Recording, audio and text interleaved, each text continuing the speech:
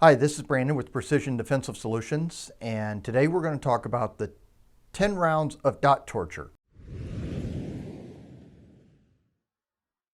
So recently, John Correia from Active Self-Protection called myself, Karen Whitlock and Adam Winch. Karen's from Trigger Time Range down in Georgia, and Adam's from Defenders USA out in Arizona and Colorado. And both of them are top level shooters. So I figured I'm just going to get my butt kicked here. So, you know, it is what it is. But he called us out to and challenged us to shoot the 10 rounds of dot torture, or what he's calling the 10 rounds of dot torture, at least the advanced version, on camera. So they recently did this with Natalie, the range monkey, on the Active Self-Protection Extra channel, but they did it at 3 yards. 3 yards is difficult enough as it is, but when you do it at 5 yards, and then you put a par time of under 20 seconds, for an average under 15 seconds for an advanced shooter, and then under 10 seconds for, you know, a really high-end, very, very competent pistol shooter, it becomes very difficult. Now, I was thinking I was going to just edit the video, show you the video, and let you see what the drill looked like. But I thought, no, let's take the time and let's learn something from using the timer and kind of how we do our pistol diagnostics with experienced pistol shooters that are looking to improve their skills. And the timer is one of those ways that we do that based on whatever we're doing, if we're looking at transitions in particular. Well, this has a lot of transitions, okay? So it's 10 2-inch dots shot from 5 yards, and the goal is to get it in, I was looking at under 15 seconds is what I really wanted to do, which I achieved. In fact, I shot it under 10 seconds with one miss, and as soon as I let that shot go, I knew I had missed it, which was a little frustrating.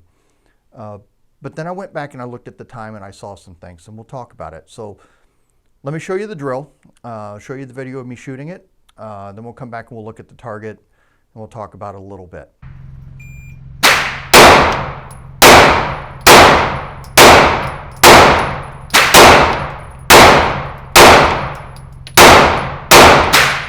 So 1, 2, missed on number 2, 7, 3, 8, down 1 for 1072. So let's evaluate this target. When I shot on the number 1, it took me 1.14 seconds to go from low ready, so I was aiming just below the 5, all the way up to the number 1 circle. That could have probably been a little bit quicker, which could have shaved a little bit of time off, but I'm not going to complain too much about that, and we can work on that. The transition over to number 6 happened in 1.09 seconds. Now, that could have been a little bit quicker. If I had have looked while the gun was recoiling and let the gun settle over onto number 6, that would have happened much, much quicker. The transition down to number 2 resulted in a miss at a 0.84. So that cost me a full second on the time of this drill. I knew it was a miss as soon as I watched the dot lift, and I knew it was low, so it is what it is. The transition over to number 7 happened in a 0.91 seconds, and it was a fairly good hit. So really, honestly, that's probably where I need to be. The transition down to number 3 hit right on the line. So it was on a line break at a 0.86. And over to number 8 in a 1.11 seconds. And it was dead center in the circle.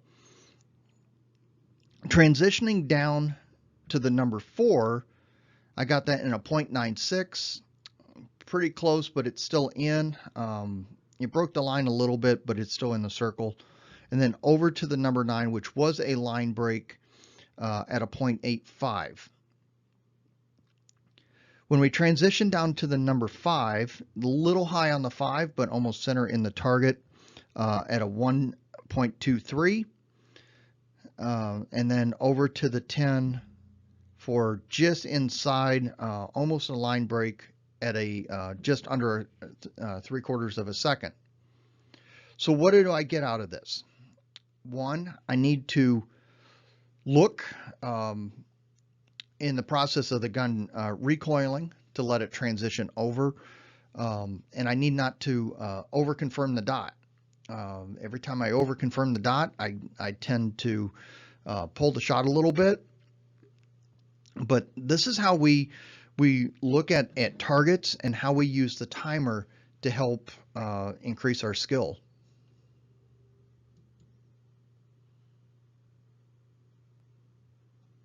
I want to sincerely thank First Strike Indoor Range out in Newbury, Ohio, for allowing us to shoot there, use the range for our classes, and film there. We really appreciate their support. Great bunch of guys. Make sure you get out and visit First Strike. Get some shooting in. I know they're constantly getting ammo in, and in this time of getting hard to get ammo, they've been able to get ammo in. Got guns in the display cases again. So get out and see those guys. Get some trigger time in, and maybe even pick up a gun or two. Take care, everybody.